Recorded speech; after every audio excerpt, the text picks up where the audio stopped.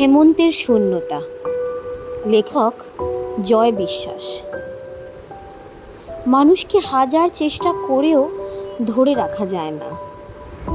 একটা সময় মনে হয় পৃথিবী উল্টে যেতে পারে, রক্তের রং পরিবর্তন হয়ে নীল হয়ে যেতে পারে, কিন্তু তারা কখনো ছেড়ে যাবে না। যা কিছু হোক, তারা ছেড়ে যেতেই পারে না। অথচ দেখবেন, যখন তাকে আপনার ভীষণ প্রয়োজন, তাকে ছাড়া পৃথিবীতে বেঁচে থাকা অসম্ভব, চোখ বুজলে, চোখ খুললে শুধু তাকেই দেখতে পান, ঠিক তখনই আপনাকে বিষাদ সমুদ্রের তলাহীন দ্বীপে থামিয়ে দিয়ে চেস্টারটনের ব্রজবুলি ভাষায় বলবে, আমাকে ক্ষমা করে দিও।